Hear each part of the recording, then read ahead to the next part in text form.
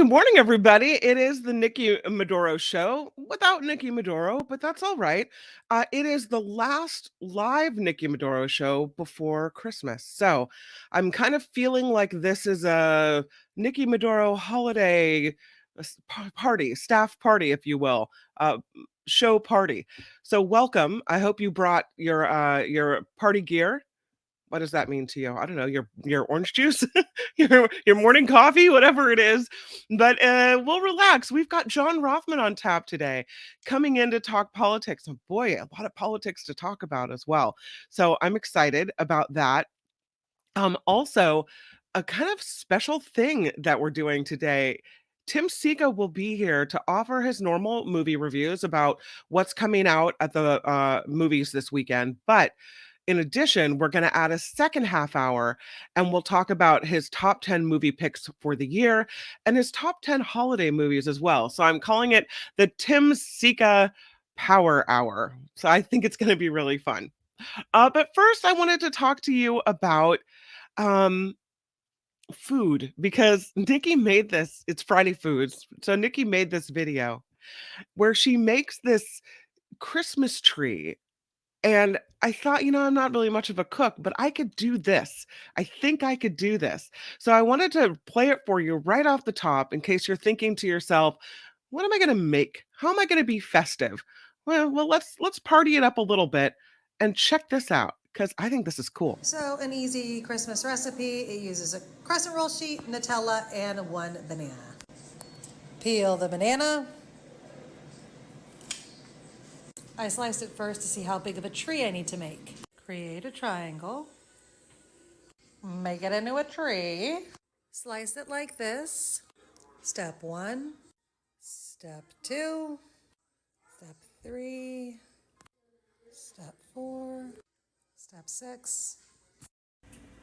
Put egg wash and then put it in the oven like that. 375 for about 13 minutes. Moment of truth. Ooh, it doesn't look too bad. There it is. Maybe another minute to get the other side. Now that looks pretty yummy. Dust it with a little powdered sugar and it's done.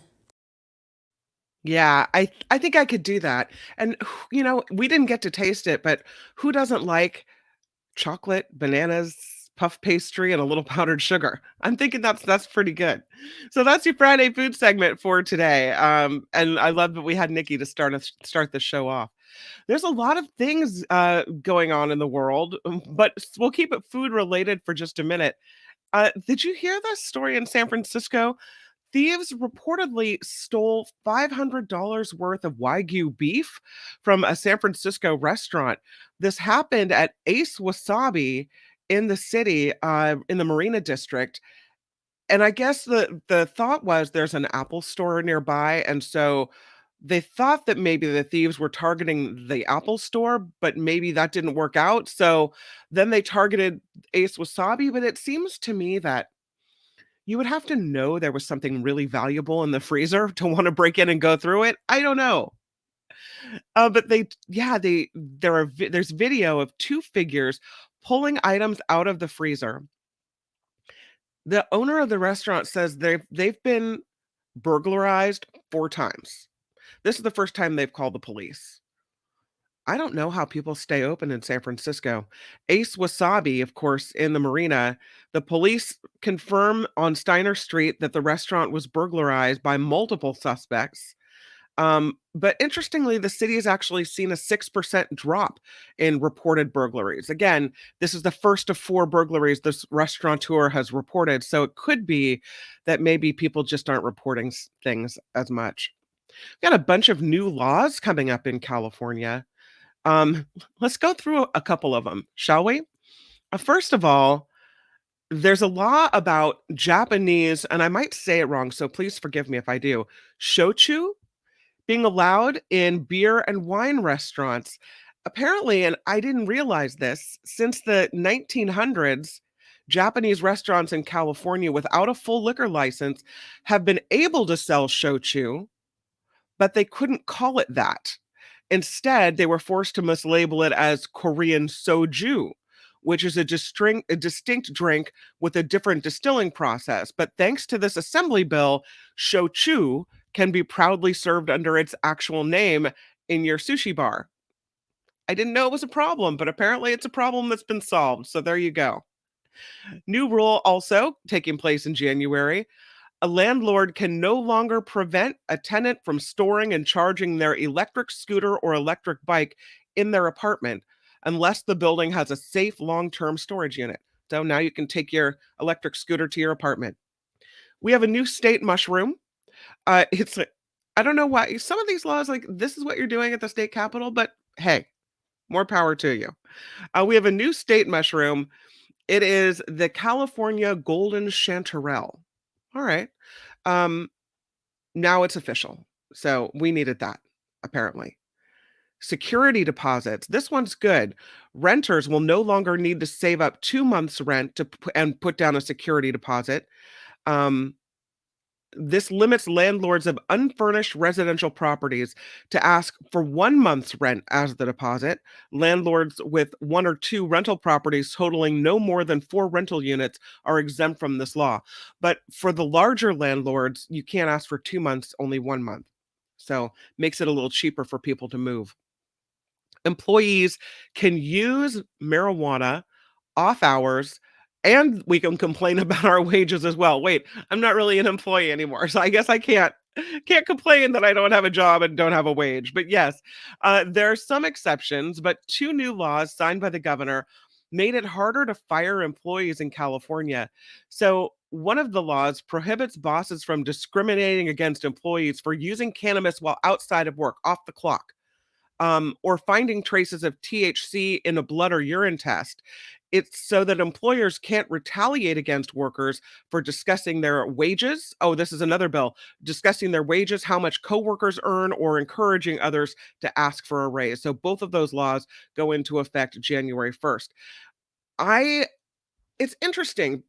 I've worked at a lot of places where they say you're not supposed to discuss how much you're getting paid with your coworkers, but everybody kind of does it, right? I mean, it's uncomfortable, but there's always the one or two employees in the group that are nosy and want to know, or somehow find something out, or see some piece of paper, and then once somebody knows something, yeah, well, now that person isn't getting fired. So there you go. Junk fees, the concert tickets that people buy. When you click through to the payment, it's not the price that was originally advertised, right? So now the junk fees, hidden fees, cannot be added to advertised costs of hotel reservations, sports tickets, car rentals, and more. That's it. No more bait and switch. They're done. Uh, Bars and restaurants can't charge service fees either. So that's good. You don't going to get the bill at the end and see a surprise fee at the bottom.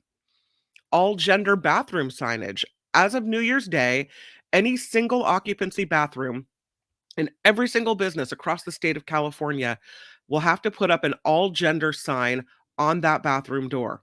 The law says restrooms are a necessity of life, and access to them influences our ability to participate in public life. So you can't restrict access to a single occupancy restroom. And that makes sense. Then there's the one about MMA fighters getting a pension, which is interesting. This one, I guess California has a big population of MMA fighters. Maybe they all retire here. I don't know. Um, but MMA fighters are going to get a pension in California. They're allowed to set that up. LGBTQ foster kids as well uh, are allowed to be placed in supportive homes. So they're not going to be placed in homes with unsupportive caregivers who, deny them the ability to recognize that they get to love who they want to love. Um, they're going to vet potential foster parents a little more stringently. The potential families will have to demonstrate an ability and a willingness to meet the needs of the child, regardless of the child's sexual orientation, gender identity, or gender expression as well. There's a law that also begins in January, and it gives non-Californians abortion access here, of course, in response to Roe v. Wade being overturned. This is a new law in California that shields our doctors in California from legal jeopardy when mailing abortion pills to states that have criminalized the practice. Um, this bill says people in other states can remotely contact California's healthcare providers to have abortion and gender affirming medications shipped to them. It also provides legal protections for these providers, and this again goes into effect of January 1st of 2021. Minimum wage also going up again. The state wage goes from 15.50 an hour to $16 an hour. So there you go. And then also, if you're a fast food worker, the minimum wage goes up to $20 an hour. And there are more paid sick leave days starting in 2024 as well. This is at least 5 days or 40 hours per year, thanks to this Senate bill. Used to be that employees were only required to do 3 days, now five. Automated tickets. I don't know if I like this one, coming to some cities. So you won't need to be pulled over by the police to get a speeding ticket. There's a pilot program that was approved by the state to put speed cameras on the streets of San Francisco, Oakland, San Jose, Los Angeles, Glendale, and Long Beach. So a camera with a license plate reader could automatically send a ticket to your house. So you think you got away with it until you go to the mailbox and bam, there's your ticket. Yep. There's also a new law that makes it easier to cancel accidental bookings on hotel sites, third party booking companies, short term rentals like Airbnb. So if you cancel within 24 hours of your booking, you're now guaranteed a full refund. And some places used to not do that. They'd say you have to cancel within, 3 days or 4 days or a week. Now it's 24 hours and you get your money back. Um, if you're a no-show, if you book a campground in a California state campground and you don't show up, yeah, you now can be faced with a no-show penalty. So the penalties for no-showing your reserved campsite go into effect January 1st if you cancel within 2 to 6 days of the first day of your reservation.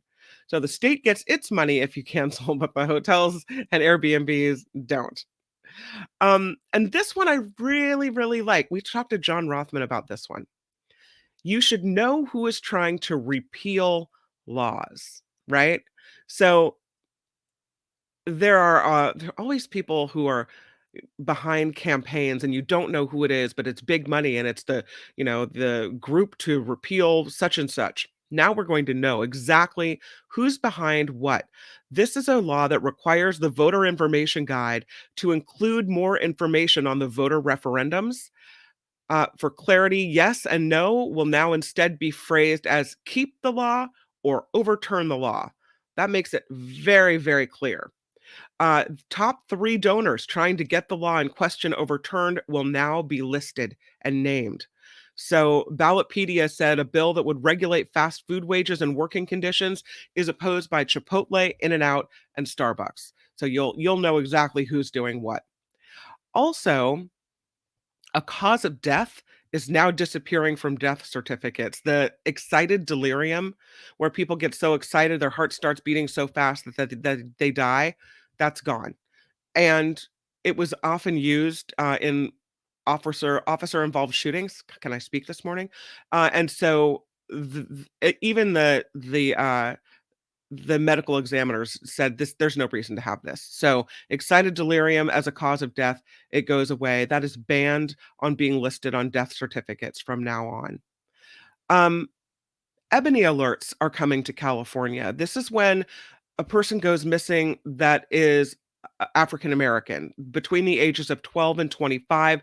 A special alert in place, an ebony alert, can be activated by the CHP in the event a Black child or a young woman is believed to be kidnapped, missing under suspicious circumstances.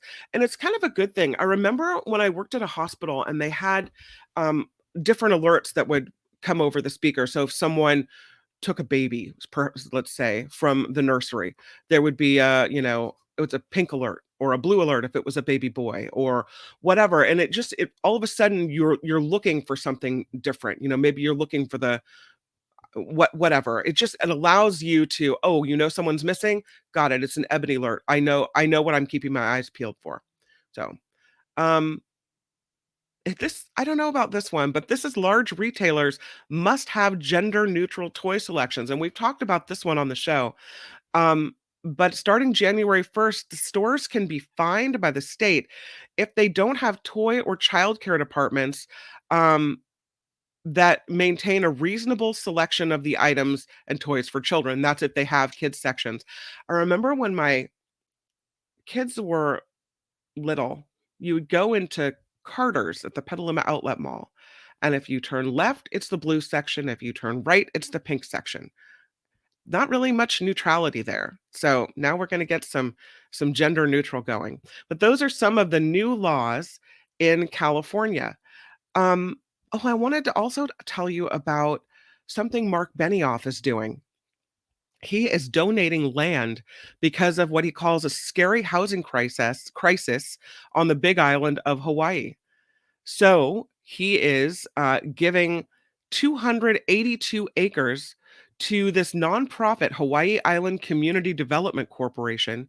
It is a Hilo-based nonprofit that is to help low-income and moderate-income residents in Hawaii. They are facing some of the highest housing costs in the nation.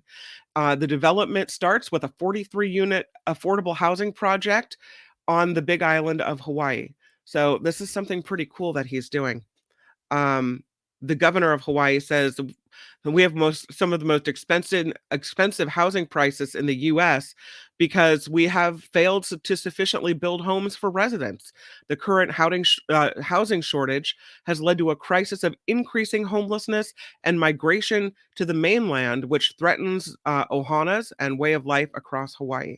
So this is a way to support self-help housing, turnkey single-family for sale housing, and potentially low-rise multifamily unit housing. Well done to Mark Benioff on that. I think they're going to need to do something like that on Maui as well. A lot of people still struggling there.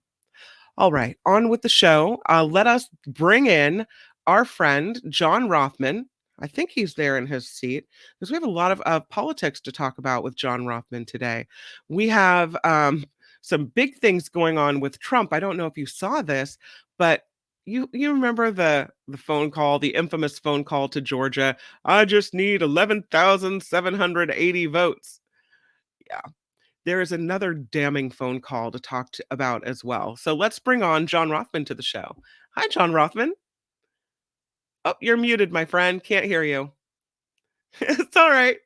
It's the last show before Christmas. It's one of these shows, we're going to have to just wing it here. Yeah, you got it. But while you figure out the mute button, I will say that there's a new phone call, and this one was made in to folks that are supposed to be, their task is to certify the 2020 election in Michigan. So this phone call was made back then.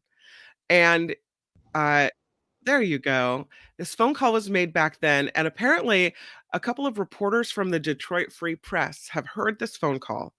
And in it, a former President Trump pressures the people from Wayne County. There's two people from Wayne County in Michigan that are on this panel that is supposed to certify the presidential election. And he's pressuring them not to do it. And it kind of works because they don't. They backtrack and then they don't show up when they're supposed to show up.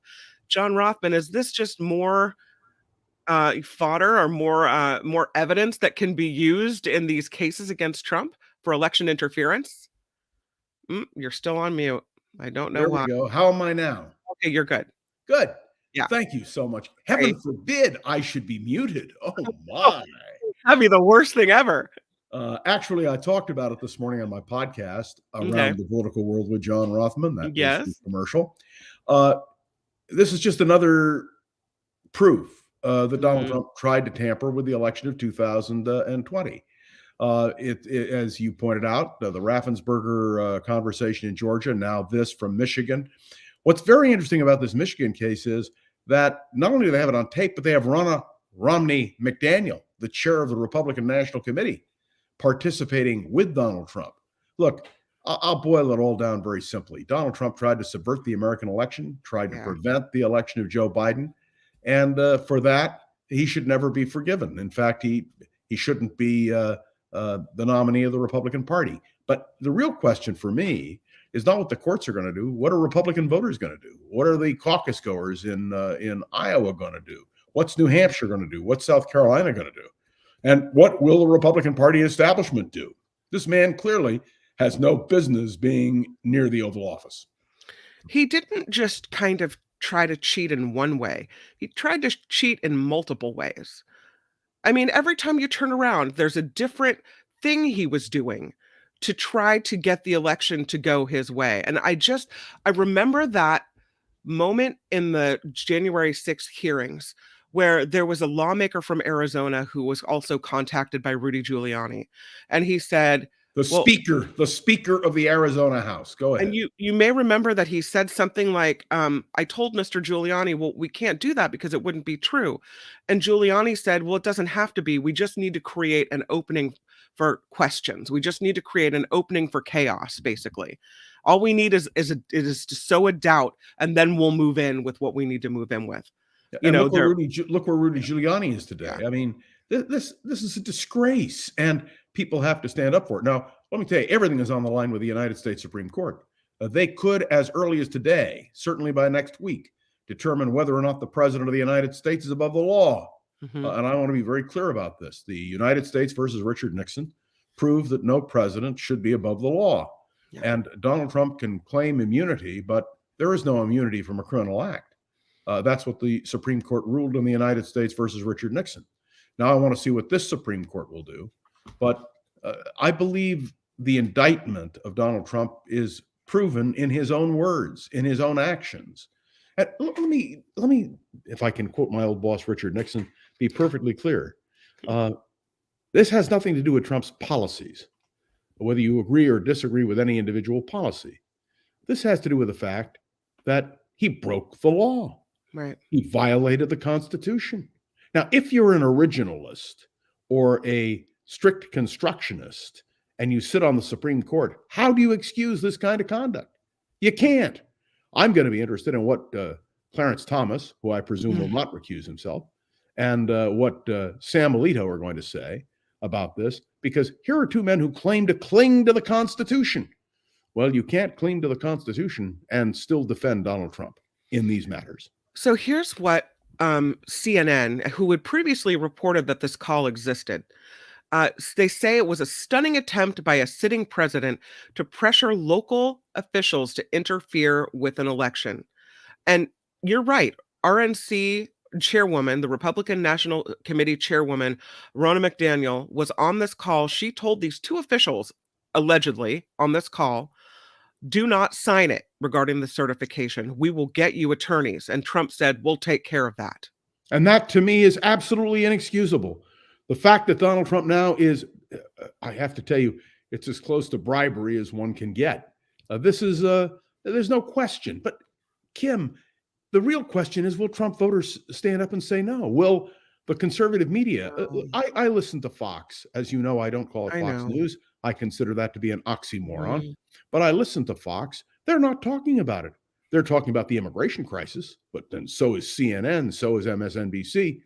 But they make no mention of this. It's astounding. It proves to me the lack of credibility of a major right-wing news source. So these two people that were hassled by Trump and McDaniels said that they did later try to rescind their votes to certify the results, but it was too late. So they actually were pressured enough for them to go and try to have their votes pulled. The Michigan State Canvassing Board later certified the results as well, that despite public pressure from Trump and other Republicans. How do voters in America trust? Because a part of our process is that we trust in our system.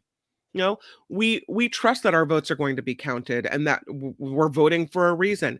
How do voters in places like Georgia, Arizona, Michigan, where it came very close with some of these shenanigans that were pulled?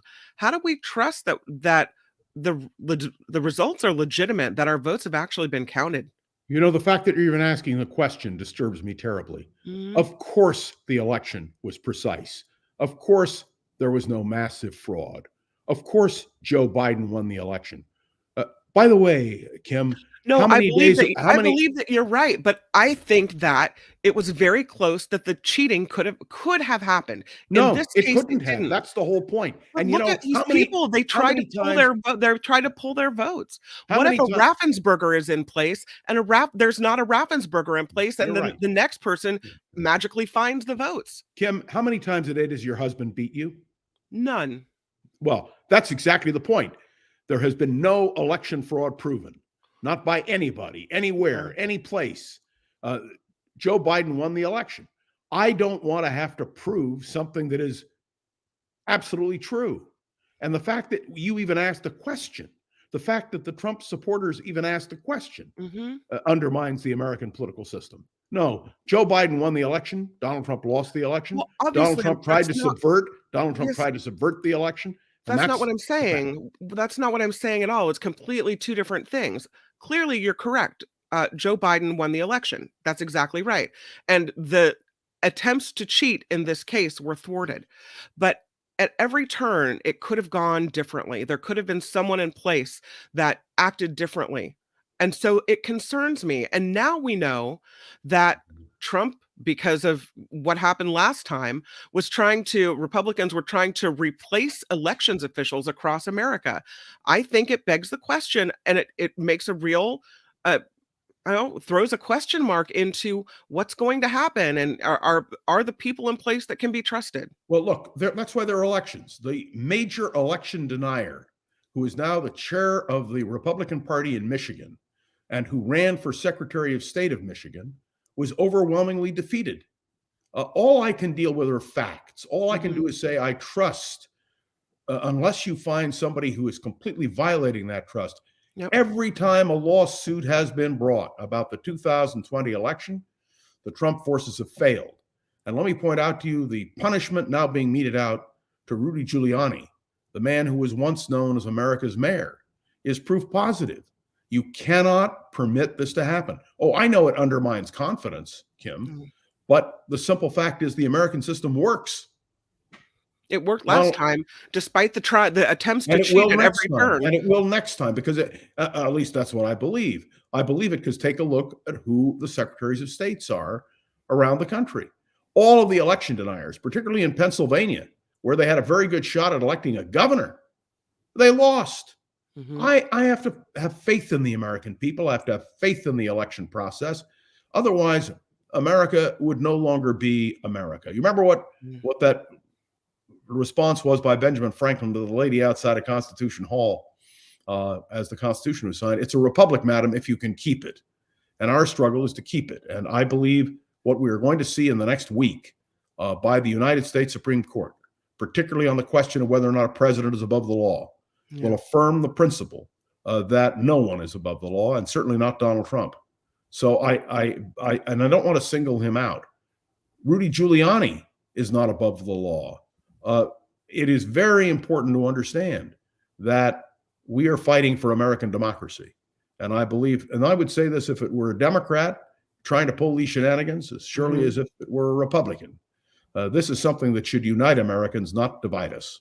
We got a comment from Vilma, and it kind of brings me to a different topic, but she said she's scared the immigration problem will become so huge that people will forget about what the GOP stands for and vote for Trump. She said, "This is my nightmare." So let's move on to all the poison type words against immigrants that Trump has been using of late, with the poison of the blood and the vermin and the whatnot. And what's Don't forget the interesting, mass roundups and deportations. bring it all, right? And then I see this article last night on CNN that Trump and Biden are tied among immigrant voters. Shouldn't immigrants be the ones that stand up and say, he's look what he's trying to call us. Look how what he's referring to us as. He doesn't think we're equal. And Look, so it surprises me that immigrants in America would line up behind someone who is clearly not their friend. Yeah. First of all, I don't believe polls necessarily. Mhm. Number two, as the son of an immigrant and the great grandson of immigrants, the minute I hear the term poisoning the blood Mhm. of America, I'm appalled. There is nobody listening to the sound of my voice who is not the son or daughter of an immigrant. Unless you're Native American. And the simple truth is, what Donald Trump is doing is accusing all of us then of poisoning the blood of America. That's unacceptable, and it ought to be denounced universally. And I believe, and I really believe this, Kim, but we'll see. We only have till the end of the year to know the election results. I believe the American people will roundly repudiate any candidate for president who makes that kind of rhetorical charge. Interestingly enough, Trump had to say he'd never read Mein Kampf, My Struggle by Adolf Hitler. Uh, I don't know if it's true or not, but I can tell you he read My New Order, which was published in 1942. I have a copy in my library. I actually had a listener who heard me make this comment on my podcast who said, John, I bought the book. You're absolutely right. Of course, Donald Trump knew what he was saying. And I want you to know the reason we know that he had My New Order at his bedside is because his first wife said it was sitting there when she was married to him. So, look, to me, Donald Trump is the ultimate fraud, the ultimate huckster. And again, I want to emphasize, you can be a Republican and support certain things that Donald Trump supports, Mhm. but you cannot support his conduct. And I say that as somebody who believed in Richard Nixon, who knew Richard Nixon, who worked with Richard Nixon. Once you betray that kind of trust, you have no business being president of the United States. No, and there are people who will say, and I heard Lindsey Graham say it the other day, look, I don't like what he says, but I like what he does. I like his policies. So I know that if I, support him, I'm supporting his policies, not Shame, necessarily shame, right. shame on Lindsey Graham. Hmm. There were people who said, oh, Hitler makes all these comments about killing Jews, but it's not really true. It's not going to happen. We won't let it happen. It's just campaign rhetoric. I happen to believe in the old adage, if somebody says they're going to do something, you believe them. If somebody says they're coming to kill you, you believe them. And I believe very strongly that what Donald Trump is doing is waging a major assault on democracy. Now, look, I'm a relatively objective political analyst. Those of you who listen to me over many years on KGO, almost 3 decades, know that I could be critical of any president of the United States, but I always try to do it in a fair and balanced fashion. There is nothing fair or balanced about Donald Trump. This is a man who tried to subvert the very system under which we live. And when it comes to immigration, Vilma's right. It's going to be a major issue in the campaign. Hmm. But it's been a major issue in presidential campaigns decade after decade after decade, because there is no way to prevent legal immigration, nor should there be. Legal immigrants should come in. And as for illegal immigrants, we do deport major numbers. Do you remember what they used to call Barack Obama? The deporter in chief, Hmm. because he had deported so many people. But this creation of a problem that seems to permeate Republican and right-wing media when they don't address the constitutional problems. Let me tell you, I'm more concerned about a Donald Trump being back in the White House and subverting the American Constitution, as he has done repeatedly, than I am about immigration. We can control immigration. We can solve the problem of immigration. That's a solvable problem. And I believe Donald Trump is a solvable problem. We need to defeat him at the polls, period. Jamie Raskin says the United States Supreme Court should take on Trump's Colorado case, where the Colorado Supreme Court took him off of that state's primary ballot for 2024. Mm-hmm. And here's the words. I kind of want your response to this. Um, he said, and he taught constitutional law, by the way, at American University for 25 years. He says this case offers the Supreme Court an opportunity to behave like real Supreme Court justices and prove that they really care about the U.S. Constitution. Raskin said if Donald Trump is not qualified from holding office again after what he did January 6th and the weeks leading up to it, then who is disqualified? Why would they read an entire provision right out of the Constitution? Look, I believe that Donald Trump committed acts of insurrection. That's what the Supreme Court of Colorado said. But I will repeat what I've said to you before, and I've said on my podcast. If you remove Donald Trump from the ballot through the court because of insurrection, something of which he has not been accused or convicted, by the way, in a court, You set him up as a martyr. And the people who support him will rally round again. No. Let him be defeated by the people, and let the fact that he committed insurrection be part of the legal record.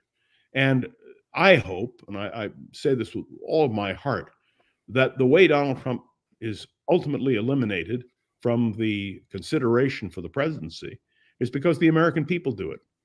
I understand that technically there are many facets. I'll tell you what could change my mind. Let's assume a court actually ruled in a legal case, as Mr. Smith is bringing, that Donald Trump did commit insurrection or sedition. But Smith isn't charging him with that. But there are enough charges against Donald Trump to his election subversion. That's enough. It's enough. And by the way, I'll go back to the question of poisoning the blood of America. That's enough, in my mind, to even disqualify somebody from being a candidate for the presidency of the United States. It's absurd.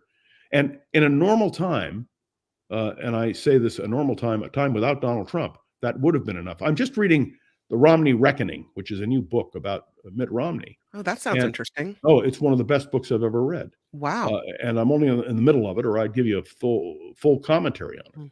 But this is not new. Mitt Romney addressed himself to Chris Christie in the 2016 campaign and said everything I'm saying now about Donald Trump. He's a danger. So we have to trust in the good judgment of the American people. Remember, Donald Trump has never won a popular election. He won the electoral vote. He never won the popular vote of this country. And in the last election, he was overwhelmingly defeated. Yeah. I happen to believe that you have to have faith in the judgment of the people. We may make mistakes, and believe me, we've all made a lot of them. Here's the problem in this. His own party, the Republican lawmakers know everything you just said, and I'm sure that behind closed doors, they think it's true. How can this guy be our leader? But they're afraid to go against him because they're afraid of the political blowback. And I'm reading an article on CNN that says Donald Trump is now the GOP establishment. Yeah, you're right. That's what Donald Trump Jr. said on the Ellipse on January 6th. He said, this is no longer the Republican Party. It's the party of Donald Trump. Look, Kim, you and I have talked about it before. I've been called a scholar of modern republicanism. When it comes to the Republican Party, I've taught courses on it. I'm cited in books about it. This is not the Republican Party. When Donald Trump Jr. says the party is no longer, it's now the party of Donald Trump, that should scare everybody. No political party should be embodied in a single individual. Right. That is totalitarian in every way. And by the way, how does one person get so much power? How did he get so much power? Yeah. Because Donald Trump is a cult leader. Yeah. People believe what he says. No political leader should be trusted 100%. Political leaders are just like all of us. We make mistakes. But what worries me is the old expression my old professor, Harry Nerhood, told us, first day of class, 600 of us packed into a lecture hall. If you want to pass this class, he said, remember this quote. By the way, it's remained engraved upon my mind and heart ever since. It's not what is that really counts. It's what man thinks is. Mm-hmm. And the Trump voters believe him, even when he's wrong. Yeah. And that's a terrible thing. My whole point in politics, and I've been in politics a long time, is you have to make judgments based on fact. Yeah. And clearly Trump voters are not. Look, Ronna Romney McDaniel comes from one of the most distinguished Republican families, the family of Mitt Romney, and George Romney, his father. And George Romney was her great-grandfather. If George Romney were alive, he'd be rolling over in his grave. This is not the Republican Party of George Romney. It's not the Republican Party of Mitt Romney. It's not the Republican Party of Dwight Eisenhower. And let me assure you, it's not the Republican Party of Ronald Reagan. So all I can do, Kim, is hope. And I do have hope that the American people, and particularly Republicans in the nominating process, will stand up and see what a fake and a phony and a danger Donald Trump is to American democracy. Portions Redacted says you're not making sense and contradicting yourself, that you say trust the American people, but then that the Electoral College decides, not the people. No, quite contrary. The Electoral College is a system that was established at the founding of this nation In the end, each state votes, and each state has a vote, and their electoral votes are cast. Mhm. I don't think it's a contradiction at all. It's clear we have a problem with the Electoral College. We've had a problem with the Electoral College since Bush v. Gore. It's very clear, but this doesn't have to do with the Electoral College. We'll deal with the Electoral College. All we need is a constitutional amendment. But what this does go to the heart of is Donald Trump. Donald Trump is a dishonest, disingenuous, anti-democratic leader. And I can only tell you, I will respectfully disagree with the listener, that I don't think I'm inconsistent at all. I think I'm very consistent. All right, let's move on to what happened in the UN Security Council. The United States abstained from this vote, but the UN Security Council today passes a call for pauses in the fighting between Israel and Hamas in order to get more aid into Gaza. Did you see anything in the resolution condemning Hamas? I did not. Thank you. And that's the reason why the United States abstained. Now, the United States is not opposed to aid for people in Gaza. By the way, the Israelis are in favor of aid for people in Gaza. That's not the issue. The issue is that Hamas remains committed to the destruction not only of Israel, but of Jews. And they make that statement repeatedly, continually. They say if they could do what happened on October 7th over again, they would, and they plan to do it in the future. What is happening in Gaza is a tragedy. But let's be clear. The cause of the tragedy is Hamas. If you want to end everything in Gaza right now, release all the hostages and put Hamas, frankly, on trial as war criminals. Look what they did in Israel. And now some would say, well, but Israel's committing genocide. No, disagree completely. Genocide is when you take a whole people and you exterminate them. When you state your intention. That's not Israel's intention. Israel has stated repeatedly that their goal is to destroy Hamas. Now, I have to tell you bluntly, that when Hamas builds its shelters, builds its military infrastructure in the middle of civilian areas, what are the Israelis supposed to do? Roll over and die? No, of course not. And so this is an international tragedy. The Palestinian people are suffering, and they're suffering because of Hamas. And anybody who thinks to the contrary just doesn't understand the situation. The Israelis are not going to roll over and play dead. They just aren't. Here's what the resolution says. It calls for urgent and extended humanitarian pauses and corridors throughout the Gaza Strip for a sufficient number of days to enable full, rapid, safe, and unhindered humanitarian access. The United States and Russia both abstaining from this vote. What does that say about the United States and Russia? Does it say that we're not in favor of humanitarian pauses, or that we're caving to political pressure? I don't know. Yeah, I don't know what Russia's abstention was about, but I can tell you the United States insisted that in order to vote for the resolution, which they were prepared to vote for, that the United Nations condemn Hamas and its atrocities on October 7th. The United Nations refused to do that. And that is a commentary not on Israel, but on the United Nations. How is it possible that civilized people cannot condemn genocide? By the way, that's why the 3 college professors, one at BU has resigned, but the president of Harvard, the president of MIT, how can you not condemn genocide against Jews? I don't understand it. It is completely incomprehensible to me. And as I don't know if I told you the story, my father was expelled as a professor from the University of Halle-Wittenberg because he was a Jew, because the laws in Germany, one law in particular, in January of 1933, in March of 1933, said if you were a Jew, if you weren't an Aryan, you couldn't be a civil servant, and university professors were civil servants. I understand what it means when people use this concept. And what happened at Harvard and what happened at MIT is inexcusable. Those presidents of universities ought to be let go. And by the way, a lot of attack now against the president of Harvard for plagiarism, I guess. Yeah. If you're going to let her go on those charges. Yeah. But that does not excuse what she did in refusing to condemn genocide against Jews. By the way, if this were blacks or Hispanics or Asians, you can be sure there would have been no question about the retirement, the firing of such a president. So for Jews, there is a feeling that there is a double standard, and the Jewish community in the United States is not going to stand for it. They simply will not stand for it. And I believe any community would have the right to do just that. to stand up and just say, no, this is wrong. There's the word is that this is a political crisis that these elite US universities are not able to control. And I've heard it said, and I would Hold think on, control what? We're not talking about yeah. banning demonstrations. We're Mhm. talking about, if I asked you to condemn genocide against Jews, would you have any hesitation, Kim? No. Thank But you. I That's do my believe, answer. wasn't it the president of Harvard said, "I find it personally abhorrent." Is that enough of a No, condemnation of or course no? not. Because Okay. she also said it depends on the circumstance. Yeah. I know what the circumstance was. They were calling for the death of Jews, genocide against Jews. This is not something you equivocate about. This is Mhm. something that's clear, it's precise, and there's no ambiguity.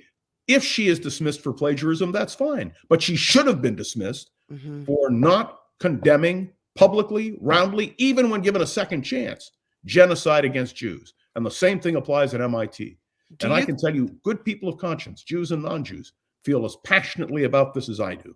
do you feel like that this is really the lay of the land at these universities, that the culture comes from the top? And so if, if the leadership isn't condemning this, then maybe the whole university is somehow tainted, and then people should not go there. No, There I should don't believe that. students should say, you know what, I don't want to go to this university because I feel like they're not supporting me as a person No, or I don't supporting believe my that. religion, so I'm out. I I don't believe that. I believe that if an individual makes that kind of egregious error, they ought to pay the consequence. Hmm. Not condemning genocide against Jews, or frankly against any people, when real genocide is the intent, is wrong. And I want to be clear. I believe in freedom of expression. I don't believe in banning people who are pro-Palestinian or pro-Israel or pro-anything. I believe that the idea of America is everyone has free expression. Hmm. And I believe that's fine. And the university presidents had free expression. They failed in their test of leadership. If they are discharged, it is because of that. Look what the president of Penn said. She left because she committed a terrible, egregious error, and she admitted it. Hmm. There was no ambiguity.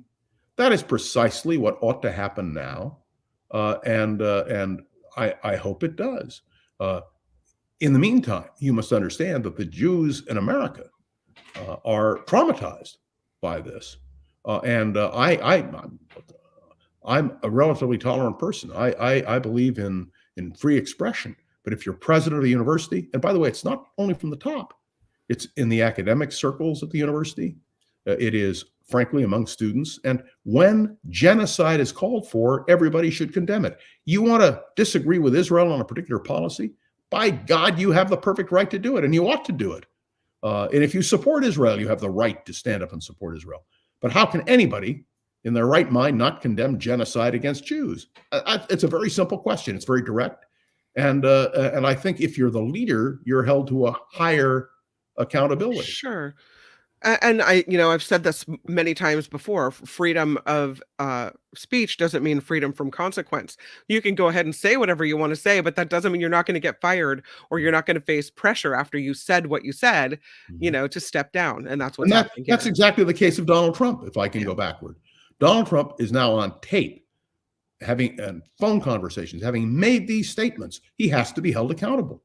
Otherwise, you and I can say anything we want and not be held accountable. And that's not the way I operated for almost 3 decades on KGO, knowing that we had a huge listening audience, Right. and I always tried to act responsibly.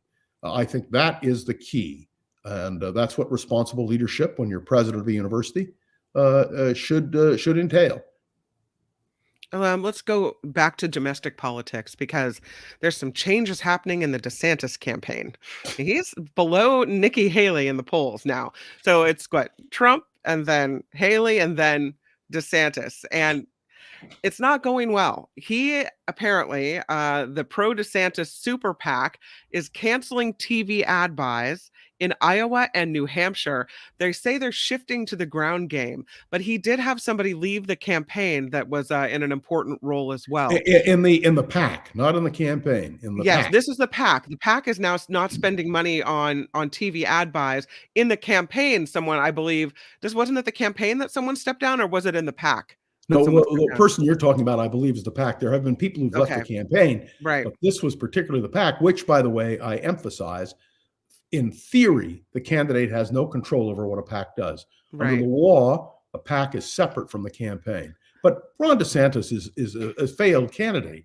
Question is, how far down will he go? And think of the millions and millions and millions of dollars he spent. It's been great for Iowa's economy and New Hampshire and South Carolina, but clearly he's not a credible candidate. Nikki Haley is emerging now as a more powerful challenger, and Ramaswamy, let me just tell you, this guy is done. He's finished, and he ought to be finished. I know that CNN is going to have a town hall. I think it's next week or maybe the week after. I have to see what the dates were fixed to be. An hour with Haley and an hour with DeSantis. And we'll see what happens. I don't think DeSantis is going to survive as a viable candidate. I think his failure as a candidate is clear. I think that Nikki Haley may survive, but unless Donald Trump is challenged directly, he will be the Republican nominee for president. And Kim, can you imagine what you and I will be talking about on whatever show we happen to be on or whatever podcast we happen to be doing? Because that's going to be the critical case. And may I point out, neither Nikki Haley nor Ron DeSantis has condemned Donald Trump for the kind of election shenanigans that he's pulled.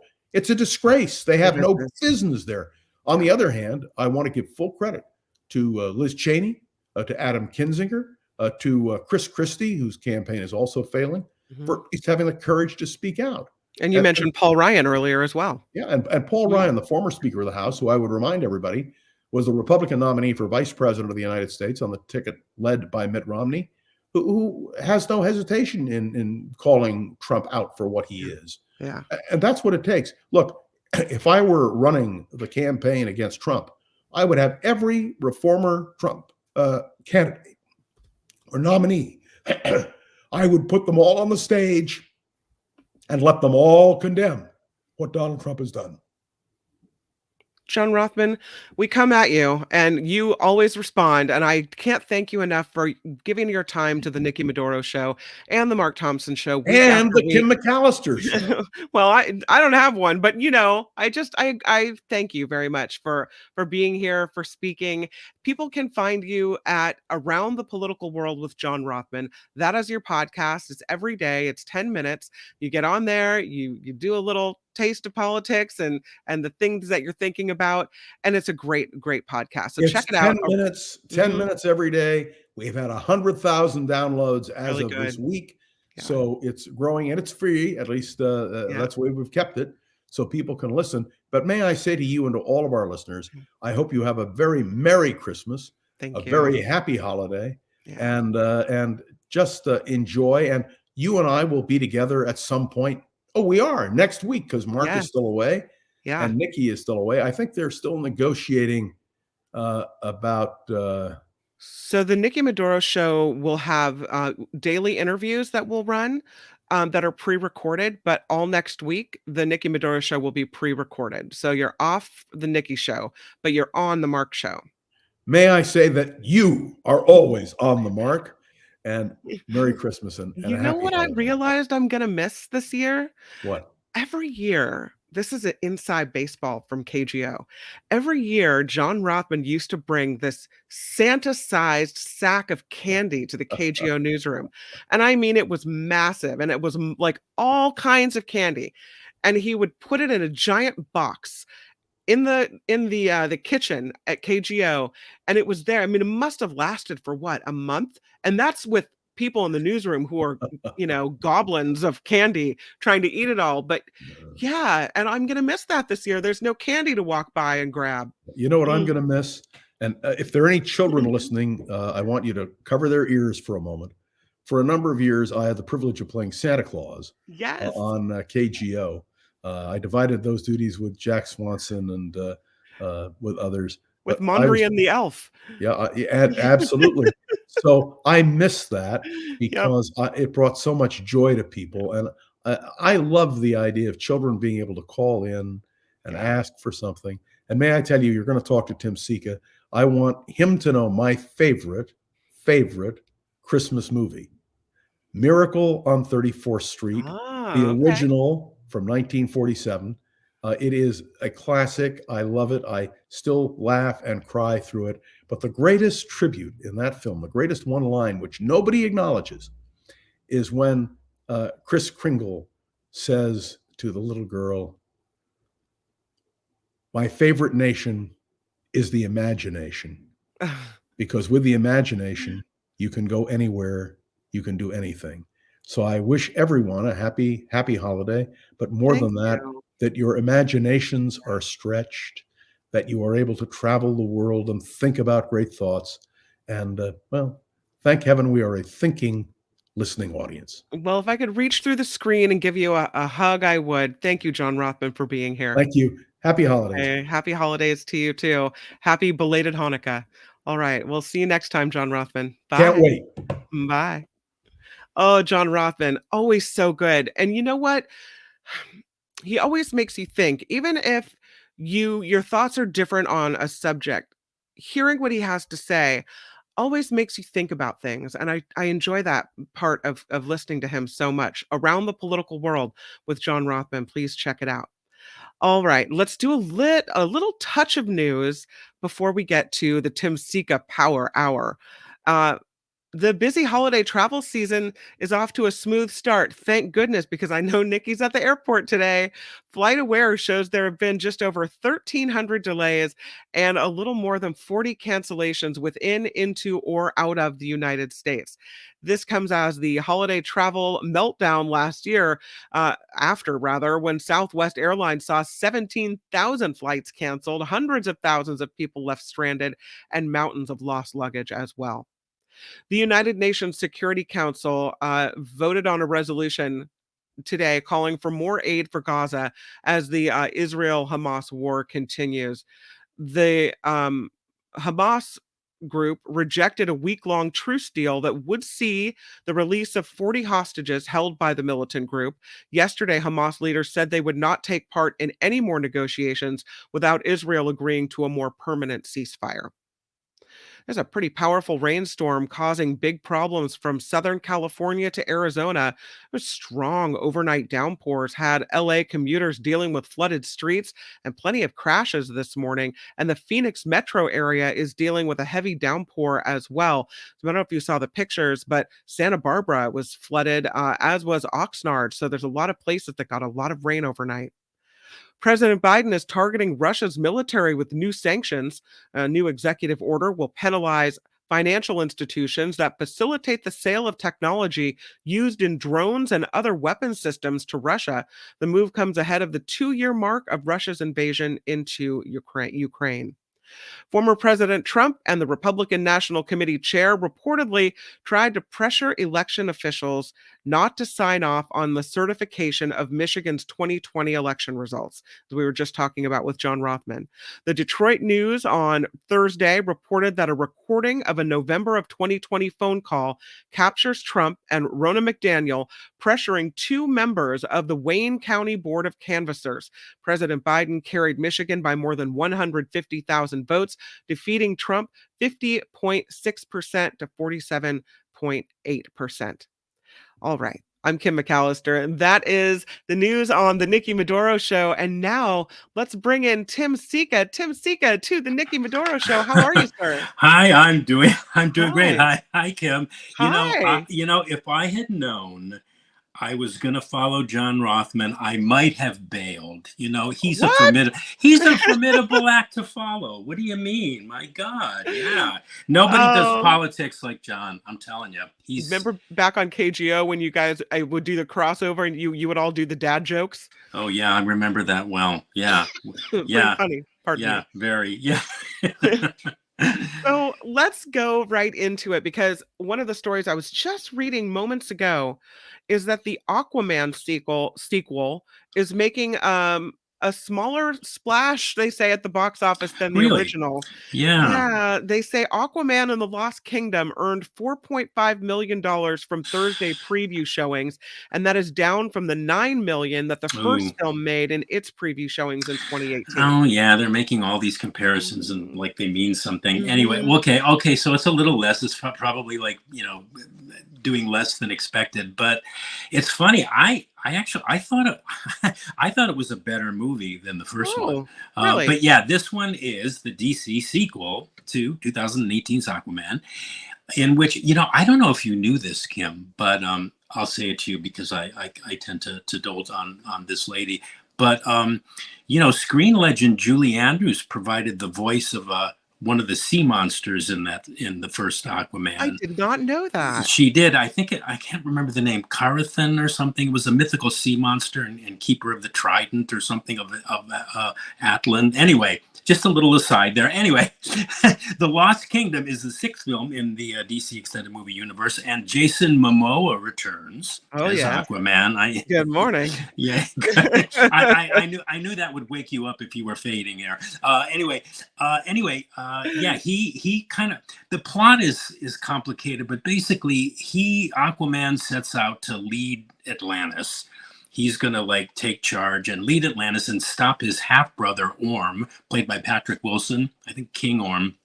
He thinks he should have been king when Aquaman is king. Anyway, he tries to stop his half brother, who they were warring in the first movie, from uniting the seven seas, the seven underwater kingdoms, to destroy the surface world and the people who live on land. So yeah, like I said, I like this one a hell of a lot more than the first one. It has a tidier runtime of just over 2 hours, as opposed to the first one's nearly like 2.5 hour runtime. It's heavily plotted, like all of these DC comic book movies are, but this one was the easiest to follow, and at least it was for me, and it was Mhm. a lot of fun. And the story was engaging. It's epic. There's tons Okay. of special effects, which you would think would overwhelm the story, but don't. I mean, there's a ton of them, but they serve the story pretty well. All the familiar beats of these comic book movies are here. So fans will, I think, I predict they'll find less fault with this one than the first Aquaman. It's interesting that it's not doing as well. But that could, there could be all kinds of reasons for that. I think there's a lot of superhero fatigue that even the fans are going through, because it seems like I review one of these movies every month or two a month. Yeah, There's so true. many of them, Yeah. But I like this one. I think it has something to say about making peace with your enemies and Mhm. global warming. It tackles global warming, and yeah, it's a good addition to the DC canon and a fun time at the movies. And I'm always hard on these movies. They always drive me nuts. There's a part of me that kind of wishes they'd stop making them, or at least put the brakes on them for a while, Yeah. because but I could be numb to all these movies. Did you Having find Go Did ahead. you find this one to be particularly violent? Because there are some Marvel movies where there's stabbings and beheadings and killings in the war scenes, and I wonder if this one, because Wow. it's now winter Yeah. break. I've got a full house here. My kids are home on for 2 weeks for winter break, and so it might be a movie that maybe we would go see in the movie theater. But if it's really violent, then I'm going to say no. I think it's PG-13. So if Okay. it was violent, and again, speaking of being numb to these things, I didn't notice it as being particularly violent. I mean, there was Yeah. some violent Yeah. stuff, people being like, abducted by these like tentacle monsters and stuff, but Mhm. it wasn't bloody or anything. So, Okay. but again, it's always difficult for me to say, Yeah. take your Big kids to age. this, because, well, yeah, I don't know. Let me introduce me to your children first, and I'll let you know. All right, let's talk about this movie, American Fiction. Yeah, this one would deserve a place, I think, on any critic's 10 best list. It's a Oh, comedy drama satire about, yeah, it's not on mine, but I'll get to that later. And it should be. It's a comedy drama satire. It's about this frustrated African American novelist, played by okay. Jeffrey Wright, who writes these very deep and very nuanced novels. Deep and nuance being code words for uncommercial. He's not making a lot of money. He's got an agent and everything, but he's not making a lot of money. and he's frankly fed up with these books that are being written about the so-called quote unquote Black experience, which kind of rely heavily on Black stereotypes. And so what he does out of frustration is he uses a pen name and he writes a novel as a joke, which turns out to be this huge commercial success, and which forces him to have to kind of deal with fame as a kind of a fake author, plus all the craziness and hypocrisy that comes with commercial success. And Jeffrey Wright plays the novelist. He's great. He's always good, but he's particularly good here. The screenplay and direction are by this guy named Cord Jefferson.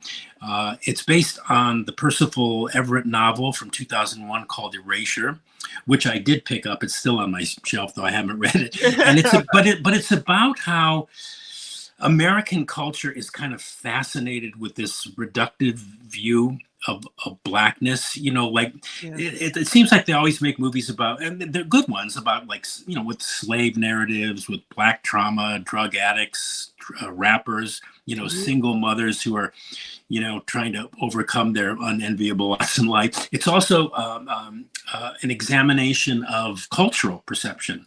It's an examination of Hollywood, because this joke book that he exploits all these Black stereotypes on becomes they're high bidding it in Hollywood to film it. It's an examination of race and people's assumptions about other people.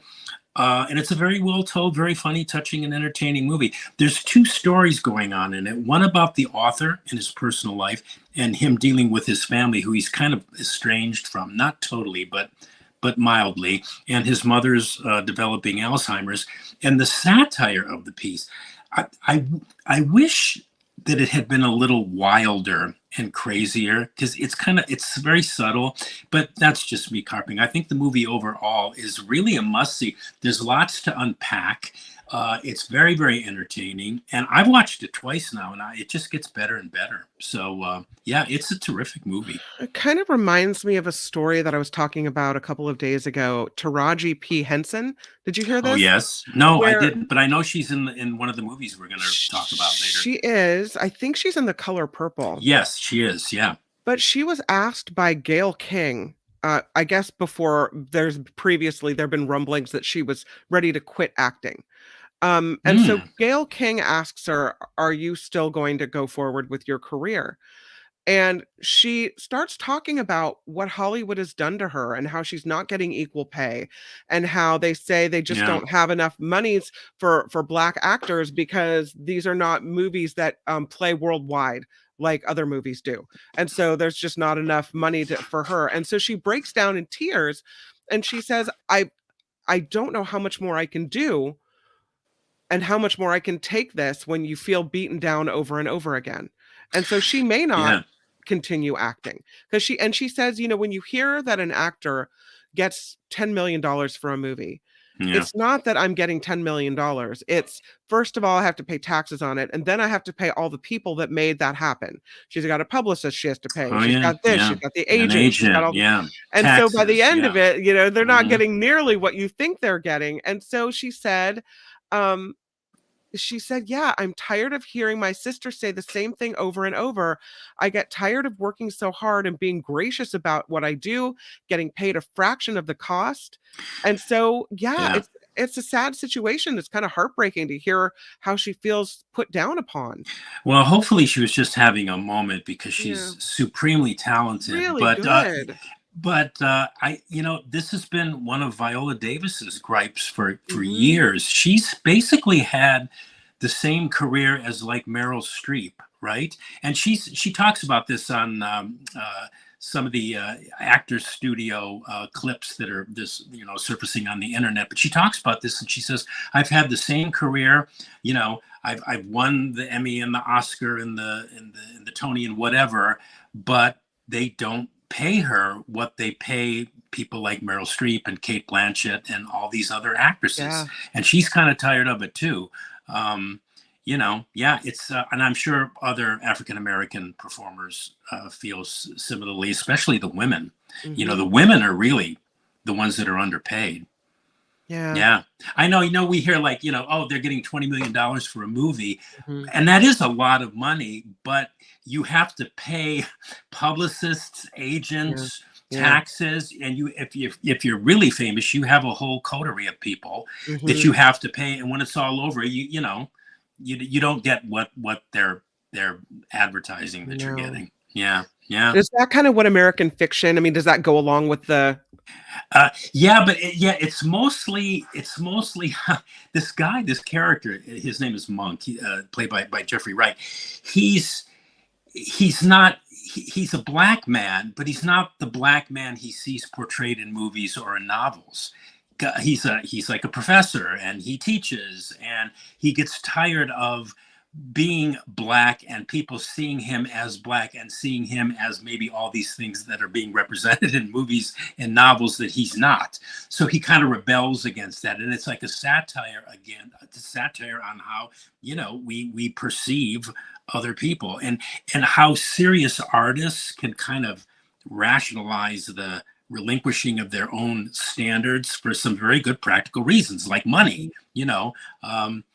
Yeah. So, I mean, who knows? Taraji P. Henson, they may offer her $20 million, but it may be for a role she doesn't want to play. And Mhm. so what does she do when she, comes up against that? Well, she's got to like, well, yes, I deserve this money. Do I want to play this part? So that American Fiction goes into things like that. It's really, really good and Yeah. very funny, very funny.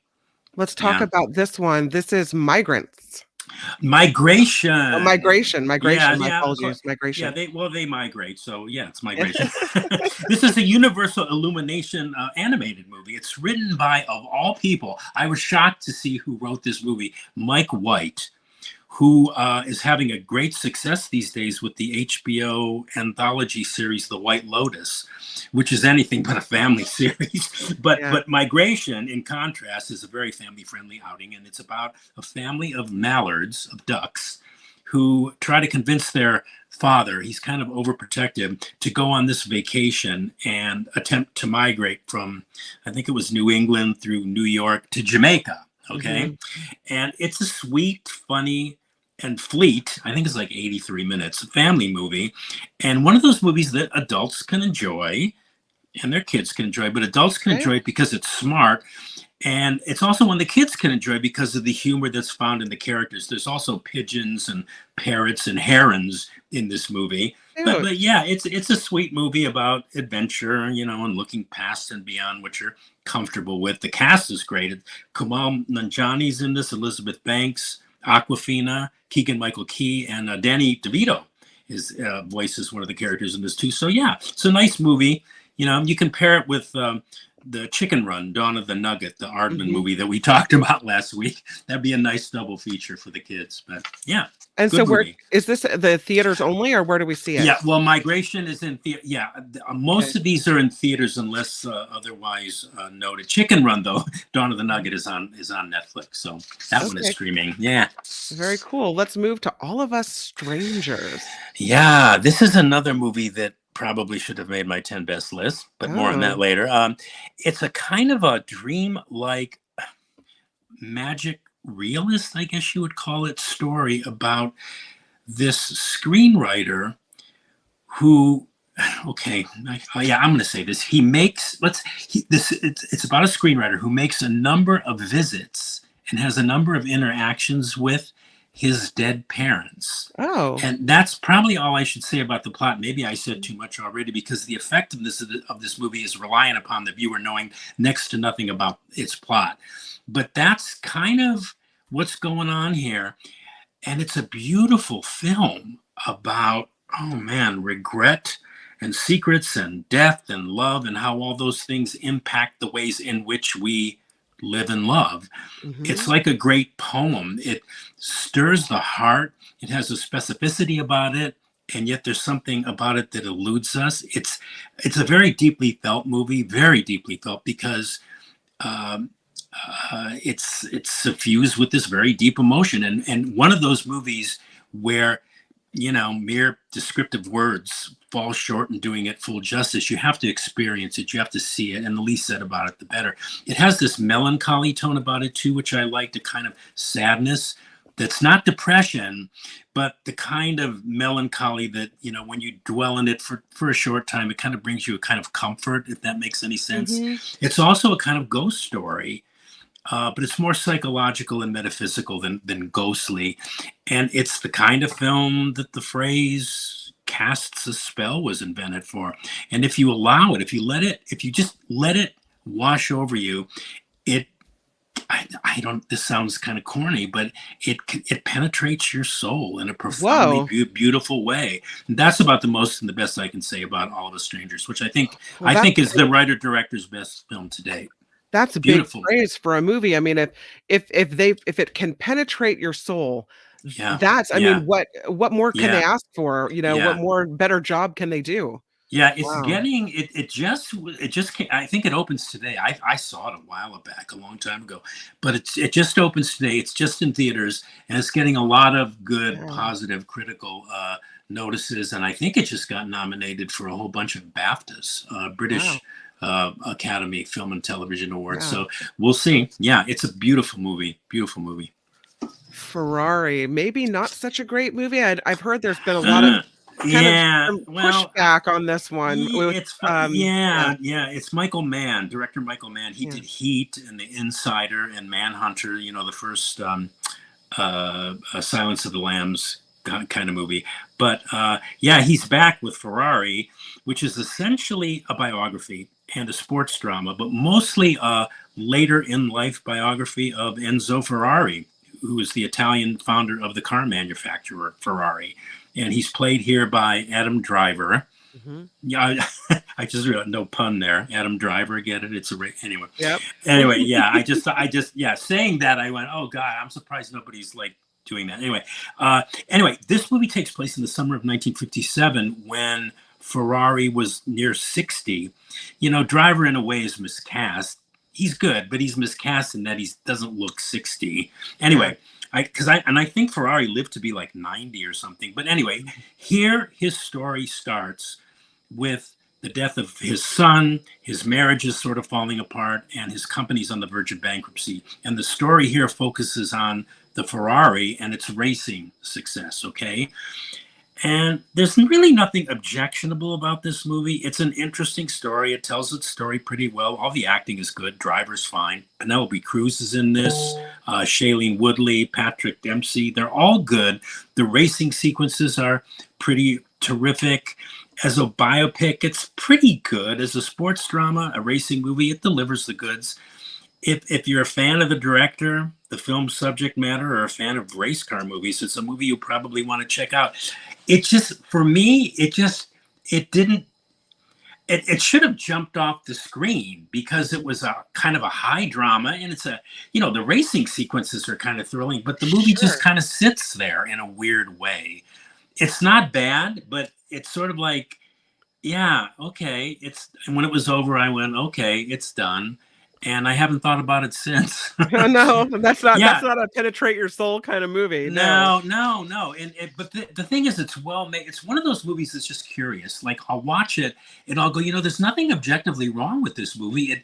Yeah. It delivers in every department it's supposed to, but yet it's sort of like, where's the magic? There's no magic in it or something. I don't know. I found it well made. It was solid. There was nothing I really could criticize it for, but it just didn't, like I say, it didn't, my heart wasn't racing when I was watching this I movie. was reading an article about Adam Driver he was criticized by someone for something about Ferrari, and he got really mad. Really? Oh, Yeah. he's kind of a testy guy. I understand he's Yeah.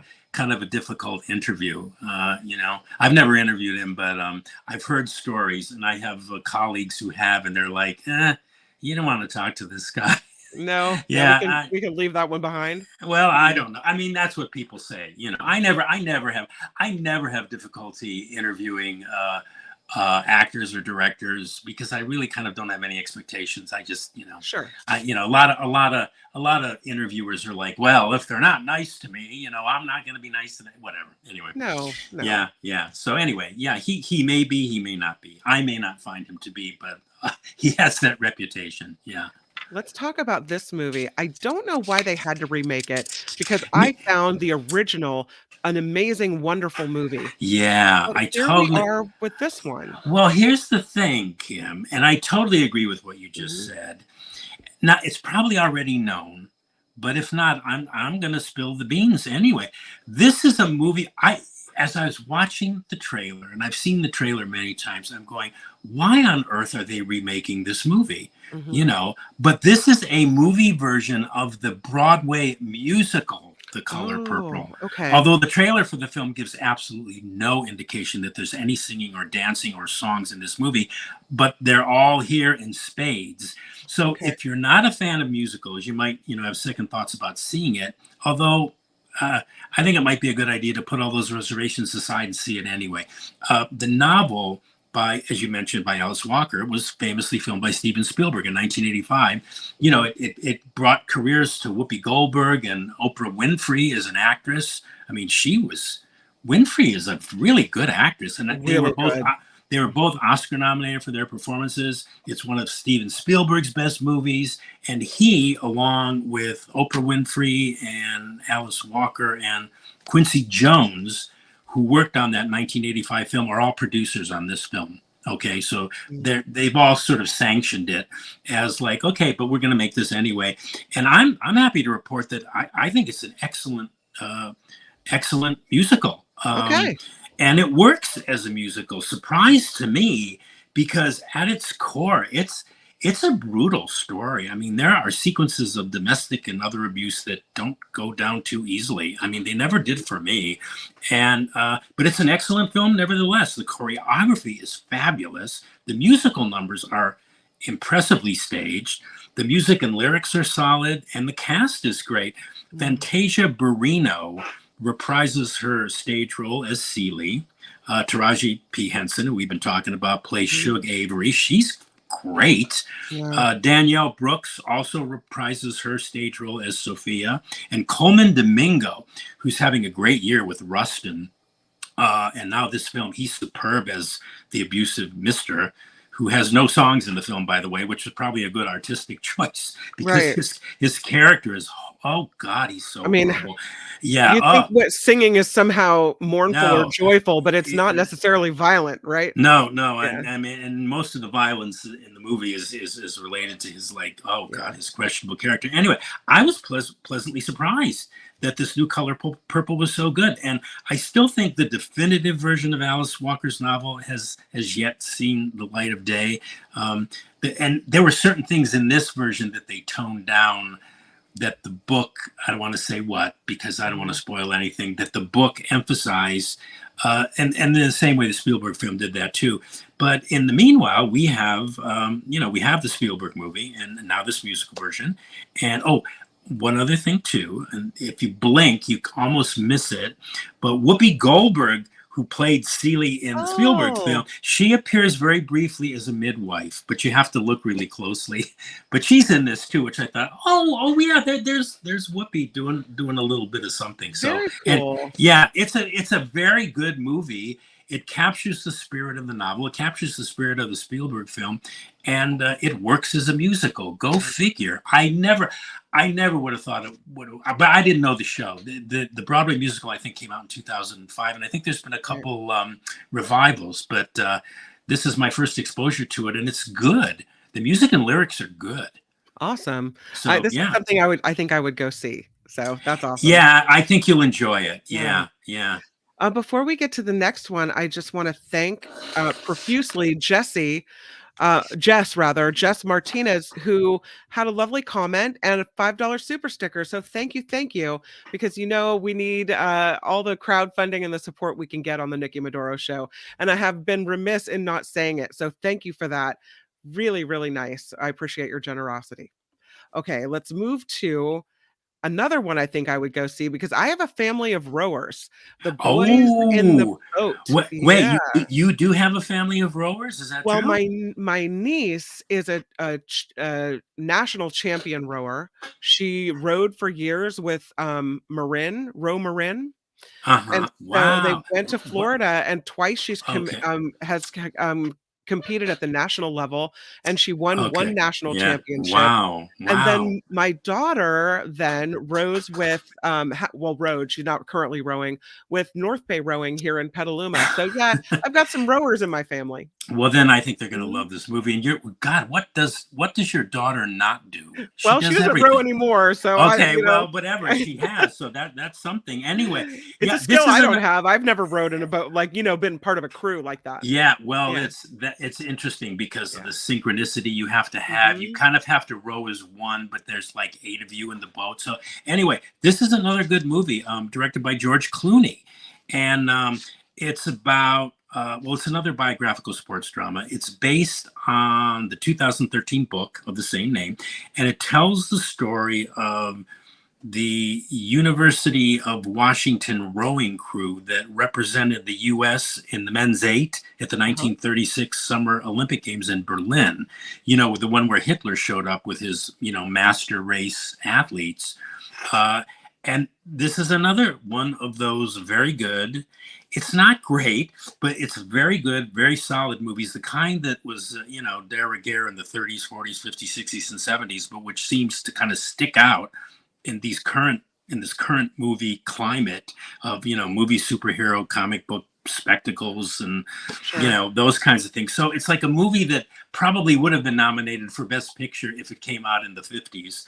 And it's a good movie. It's kind of like an American Chariots of Fire, except this one has rowing as its Mhm. sport. And Chariots of Fire, of course, was about running. The cast is uniformly fine. Callum Turner plays the main rower. Joel Edgerton plays the coach of the Washington University 8-man team. It's a 20th century Depression era tale about overcoming, one's less than desirable circumstances. It's based on actual events. Clooney directs with a very assured hand. What's not to like in Mhm. in the boys in the boat? It's a good movie. Good movie. Solid, respectable, well acted. It's Mhm. everything a movie should be at minimum. But very Okay. not many are. Not all of them are. Yeah, but So, it's good. It's is good. the American boat diverse? Is it diverse? So, because you Ooh, mentioned that Hitler yeah. came with his, Aryan boat, and so I just wondered if our boat had any diversity because No, sometimes when you go to these rowing competitions, it's a lot of white people. yeah, you know what? That's a question. I hate being asked that question because truthfully, and this is me. I don't notice. Okay, good. Like so Yeah. it may have been. I don't often see those things until they're pointed out to me. Yeah. But this was the one where who was it? It was the runner Jesse. What was his name? Jesse Owens. This was the Olympics where Jesse Owens, who was an African American, whipped the tar out of the Third Reich's runners. Mhm. So that's kind of briefly mentioned too, I think, in the background. But Okay. I don't remember that. I don't remember what ethnicities comprised the guys in the boat. I Yeah. don't remember. So anyway, Interesting. Okay, well, I'm glad you liked it. I don't get the feeling that you loved it, but you liked it. I did. I liked Yeah. it. Yeah. I just, you know what? But keep in mind, like I'm seeing like up to 8, 9, 10 movies a week during award Mhm. season. So I may have thought it was a lot better if I had seen it, Yeah. irrespective of all this other stuff I have to watch. It's hard to sometimes parse these things out when you're seeing so many Yeah. of them. And I tend to like to give these movies the benefit. Nobody sets out to make a bad movie. No Right. one really does. Well, there's a handful of people that probably do, but then they tell you that going in that this is a sucky movie, Yeah. so enjoy it for its suckiness. But So yeah. you hate lists. And you Yeah, have I do. Yeah, having to make lists of anything, especially works yeah, of art, it's not one of my favorite pastimes. I wasn't even going to do a list this year, but a kind of a wise friend, he told me that he said with a list, a movie or an art critic might be yeah, able to point people in a direction that they may never have gone, had not a list been made. Like there might be films mentioned that nobody's seen that might sound interesting to somebody, and they might check them out. So that's kind of the criteria yeah. I sort of use. I mean, all of the films on my list are either films that stuck out to me in some special way, or quality films I want people to know about. And this list didn't necessarily exclude some of the big movies of the year, like Oppenheimer. That I Right. think it's my number 11. But see, again, we confine ourselves to 10. Why do we Yeah, confine ourselves to 10? I could do 20, I could yeah. do 30, maybe even Sure. 40. And it's Mhm. just like I mentioned those two other movies, All of Us Strangers, Right. and what was the other one? You see already, what did we talk about? What did we review? Oh, American American Fiction. Fiction, you like, yeah, Both of those could yeah, easily be on my list. So could May December, which I thought was yeah. fascinating. But anyway, yeah. Let's So jump into it. I did make a list, Kim, because you asked me. You made 2 lists for me. I'm like, I must be great in Tim I Sika know. land. This is Yeah. awesome. Yeah. So this is your list for the best movies of 2023. And we're gonna start with is this your number 1 pick, Zone of Interest? Yeah, it's my number one pick for the year. Yeah, Okay. which we just recently talked about, you, Nikki, Yeah. and I. I think it was last week or the week before. It's just a devastating, brilliant, and powerful drama about a Nazi family who lived next door to Auschwitz concentration camp. They're separated by a wall, and this family is well-to-do. It's about Rudolf Haas and his family. Rudolf Haas was the commandant of Auschwitz, and he's building this like pastoral idyllic life with his family in this beautiful home, and on the other side of the wall, people are being tortured and cremated. So they're kind of oblivious to the reality of what's going on over the wall. And it's just it's a one of a kind, stylistically bold masterpiece where nothing is shown, but you hear sounds.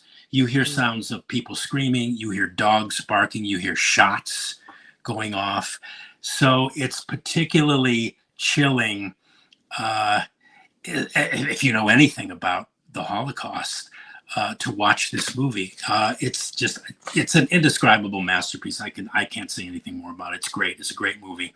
The best of the year, in my opinion. Yeah, The Zone of Interest, Number which is opening, I think today. No, wait, no, it's already playing. I can't. Yeah, it Okay. opened last Okay. week. Yeah. Yeah. Okay.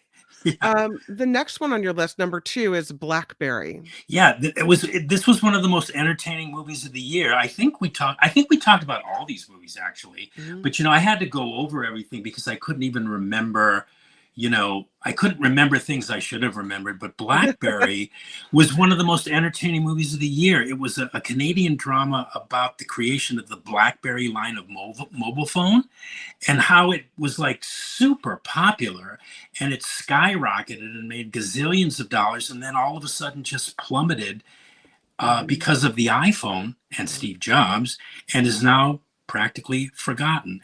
It just not only is a piece of entertainment, but I knew nothing about that story, and I recommend it because it's a story that I think everybody should know about. The next one on your list is The Blue Caftan. Yeah, this is cinema, in my opinion, at its finest. And by cinema, I mean movies that speak to your psyche, ones that go beyond providing just escapism. And it's about a woman and her closeted husband who run like this combination dress tailor shop in Morocco where everything is hand sewn, and that's the premise. And basically it's a beautiful, moving, patiently paced human drama about what people are feeling, but for whatever reason, upbringing or cultural restriction or fear, whatever it is, for whatever reason, just being unable to express that feeling either through word or action. So it was this like, I don't know, verbally sensual movie. The way that they made these fabrics and this particular caftan for one particular customer was actually sensual. You know, the way they sewed the beads. I mean, it's just a very special movie, and I just loved it. I saw it, I think, in February of this year, and I never forgot it. So it's on my list. Oh, cool. Yeah. All right. Next movie is The Mission. Yeah, a documentary directed by Bay Area filmmakers Jesse Moss and Amanda McBain. And it's the story of this 26-year-old Christian missionary. I think his name is John Chow. And he was killed by this isolated tribe living on the Sentinel Islands, where he illegally went with the goal of converting members of that tribe to Christianity. Mm. And this is one of the best movies of the year. It's this multi-layered case study of, I thought it was about religious insanity, you know, the perversion of spiritual faith. Spiritual faith, of course, is wonderful, but it's about the perversion of that.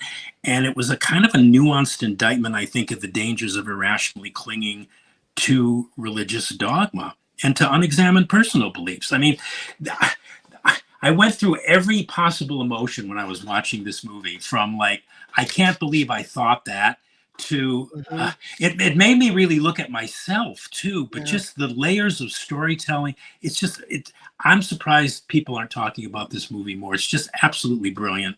And isn't that what you want a movie to do, is make you take a look at yourself or challenge your beliefs? Or well, I do. I mean, I do, because I see so much. I mean, some people just go to be entertained, and that's totally fine. I mean, you know, or escapism, that's fine too. But yeah, for me, I like the ones that do a little bit more. Yeah, like The Mission. Yeah, great movie, great documentary. Yeah. Beyond Utopia. Another documentary. And we talked about this one too. It was about that North Korean pastor. His name was Pastor Kim.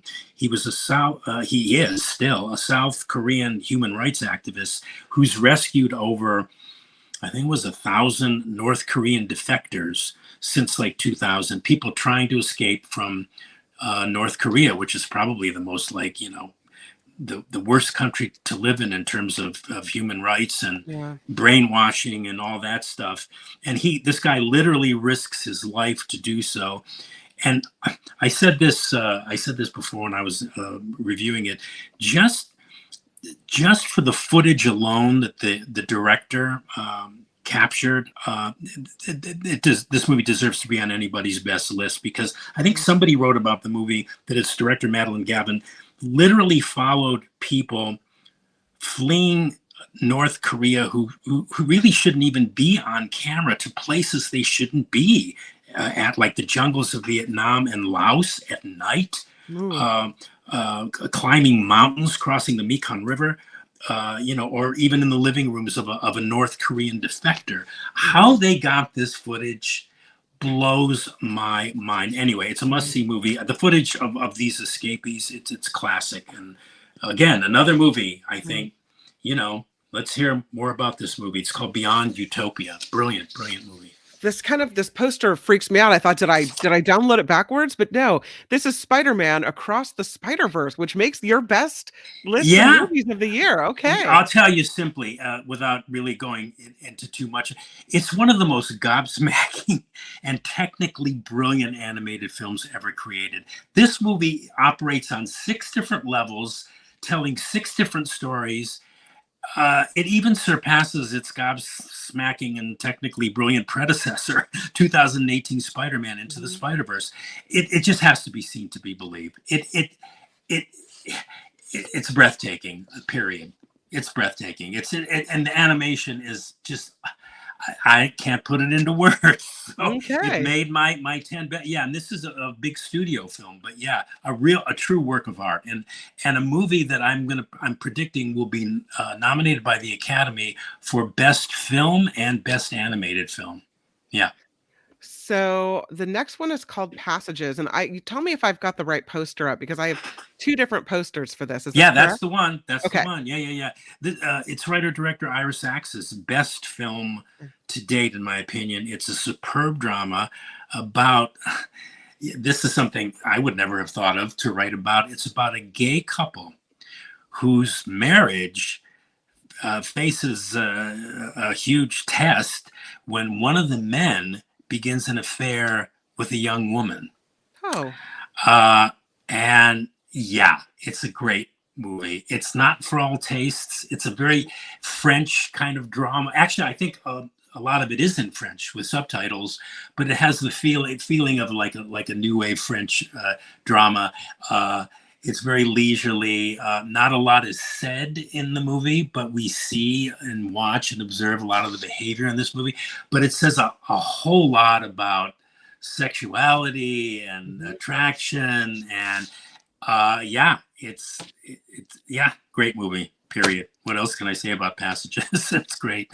Everybody. Did I get Yeah. the right poster for this one? Yes, it is. Okay. And this is another documentary about, and I know people are going to say, how come you didn't make a list of documentaries? Well, I just didn't because, yeah. Anyway, this is a documentary about intersex people that Oh. just blew my mind. Okay. Just see it if you haven't. I mean, That's when you're born with both parts, right? Yes. Okay. Yes. Yeah.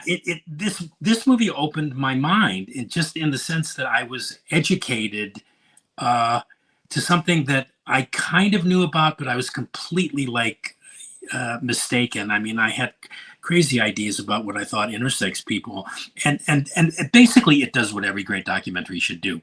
It enlightens, it informs, and it entertains, and everybody does that in spades. It's just an amazing movie. Yeah, amazing movie. I'm running out of adjectives here because I'm talking about the best of the year, but this was definitely one of the best. Yeah, the best one. Yeah, I should have jotted down some different adjectives. The next one is Anatomy of a Fall. Yeah, we talked about this one too, and this one is making many of my colleagues' best lists. It's a Cannes Film Festival favorite. It's about a woman, a novelist, brilliantly played by Sandra Hüller, who is also in the zone of interest, by the way. She plays the wife of Rudolf Haas, but she's in this movie. She plays the wife of another novelist, and she's accused of killing her husband. That's the premise. But the only one that witnessed this, quote unquote, is their blind son. So it's what he heard. And it's a superb courtroom drama. It's a superb psychological drama. It's just riveting from beginning to end. And yeah, this is one of those ones where you're watching it and it grabs you immediately, and then it holds you there, and it holds you there, and it doesn't let you go until the end credits. It's a terrific movie. Yeah, I think it won the Palme d'Or at Cannes, and I know Sandra Hüller won for Best Actress. Yeah, all deserved. It's just a great international movie. Yeah. The next one is Monica, and I have to speed it up because I want to get to your best of Christmas list. Oh my goodness, I'm not even paying attention here, and I usually okay. Real quick, Monica was a small film that came out in May, I think, of this year, and it's a penetrating and affecting drama about a trans woman. I'm noticing a pattern here in these movies, a lot of sex in these movies, but it's about a trans woman played by Trace Lysette, who's estranged from her family, and she returns home to care for her dying mother, played by Patricia Clarkson. It's just a beautiful movie. Beautiful movie. Okay, and then the next one is, and this is number 11 on your list. Yeah, Oppenheimer. Yeah, it's Christopher Nolan's epic about Robert Oppenheimer, the father of the atomic bomb. And for sheer achievement alone, it deserves at least a mention.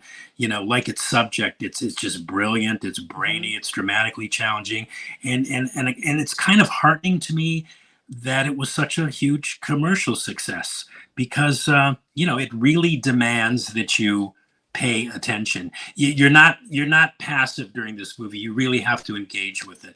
But it's just what Nolan achieved in this movie in terms of historical accuracy and scope. It's just amazing. So I really should have had the disappearance of Sheer Height on this list too. I realize I missed that. That's about the sex researcher, who wrote the Hype Report on female Right. sexuality. That's a great film too. See, this is why I don't like lists. This is it. Kim. So Yeah, this is it. but I just put your list in the chat. So, because I was thinking to myself, Okay. what happens to me is I sit down to watch a movie and we're scrolling through and I think, God, what did Tim say? What did he Yeah. say about this one? And Yeah. now I have your best list. And Okay. so All then right. I'm going to print it out and I'm going to keep it right where I need to keep it so that I can pull out the paper and go, he said this was good. He loved this one. He loved this one. So I put it in the chat just in case you guys want Oh, well, to great, make a great. note of it. Okay, well, good. Okay. You'll get you'll get a sense of my tastes that That's way, right. I guess. Yeah. Let's move on to your best holiday movies. Oh, Number yeah. one is Scrooge. Which Scrooge? Well, the 1970 musical version of A Christmas Oh, Carol, the one with Albert Finney, where he played both the young Scrooge and the old Scrooge. He won a Golden Globe for best performance in a comedy or musical as Ebenezer Scrooge. Yeah, a hit show-stopping song emerged from this movie. okay. Thank you very much, and I just love everything about it, and it always puts me in the Christmas mood, the Christmas spirit. Scrooge does. Wonderful. Okay, then that's number one on your list. The next one is Joyeux Noël. Yeah, it's well, that's French for Merry Christmas, and it's a 2005 war drama film based on the Christmas truce of December 1914 during World War I, where British, French, and German soldiers stopped killing each other for just a few moments. It's an incredible movie, French movie, subtitles, but it's really it's a war movie about the true meaning of Christmas. Where have you ever seen one of those? No, that's very true. Yeah. All right. And the next one is going to be Rudolph the Red-Nosed Reindeer, the cartoon version? Yeah, the Rankin Bass animated TV special. Who doesn't love Rudolph? It's a great musical Absolutely. too, right? It's terrific. Agree. Yeah, yeah. And it's funny. The folks that made this movie in 1964 had absolutely no idea that it would become such a classic. Oh, totally. It's Yeah. just, yeah, it's great. Yeah, it's almost redundant to not have Rudolph on my list, but yeah. A Christmas Story. I love Yeah. this movie so Yeah, much. I want what did he say? I want an official Red Ryder carbine action 200 shot range model air rifle, and his mother says, "You'll shoot your eye out." Yeah, everybody knows the Christmas Yeah. Story. Yeah, great Love that movie. one. Yeah. Your next one is Home Alone. Yeah, for Mm. the scene alone between Macaulay Culkin and Roberts Blossom, the old man that lived next door that he was scared of, for that scene in the church alone, I love this movie.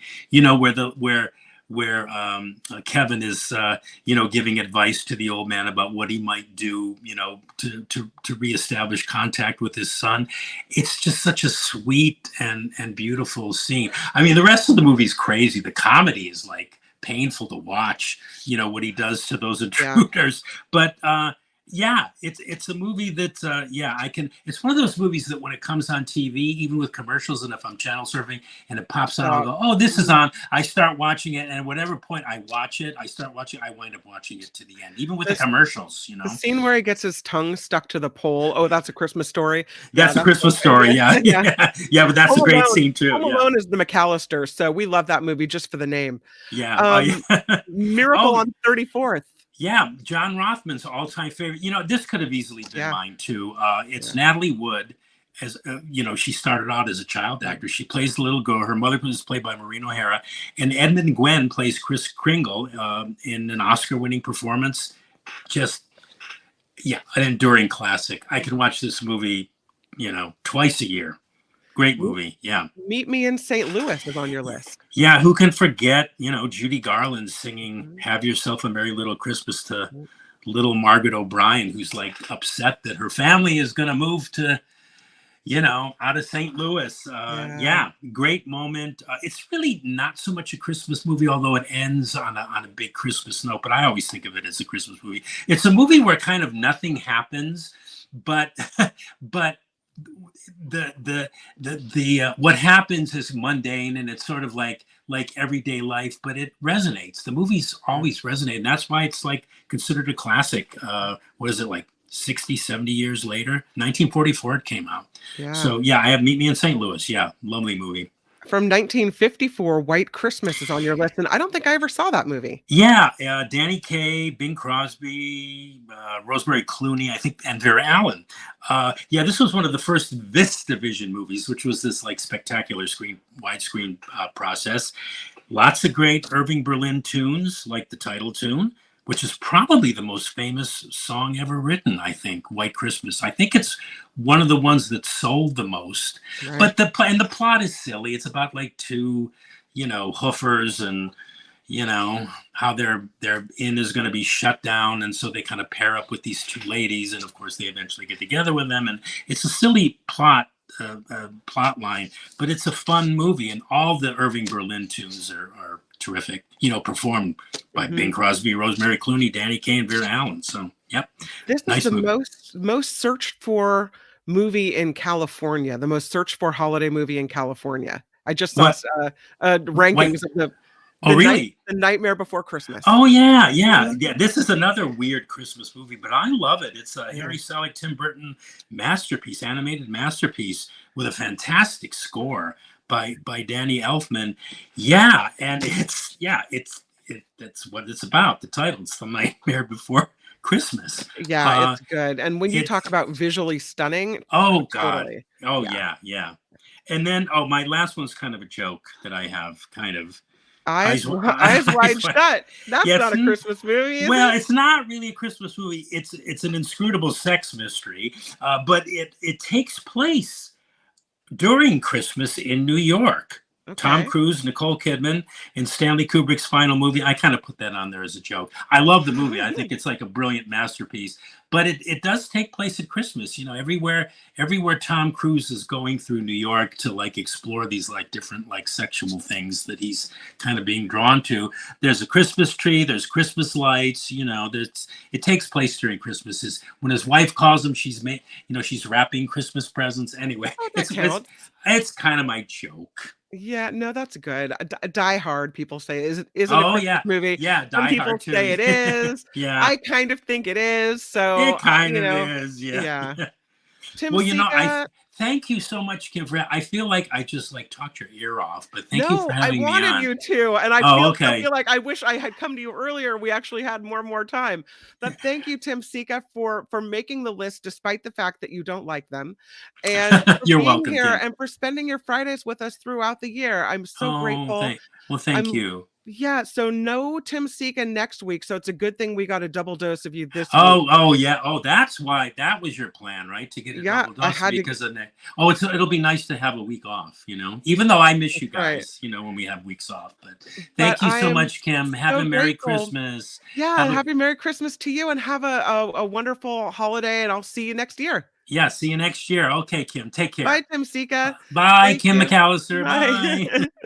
So I put Tim Sika's both his list, the Christmas movie list and the best movies of the year list, in the chat. So if you did want to print it out or copy it and paste it into your email to have access to it, you would do so. Some huge thank yous to Jess Martinez with a lovely message. Thank you for that. And then you go and do it again with another $5 super sticker. And thank you. I love and appreciate you too. Honestly, thank you so much. Doug Koch popping in with a $5 super sticker. And thank you so much, Doug, for that. And then also Gary D, $10. 'Tis the season. Let's forget about our former president for a few days and enjoy our families. Gary D, thank you so much. Thank you all for the lovely messages that you sent, for being here in the chat. I hope you have a Merry Christmas or Happy Holidays, whatever you celebrate. And a warm hug from me to you. Thank you for being here. So appreciate you. Let's go to the Mark Thompson Show. Big show planned next door. So we'll move on with that. But before we do, here's Jacob to sing us out. Nikki, you're all so awesome. You're sprout like a beautiful blossom. You're all so the best. I really can't rest. You're all so awesome.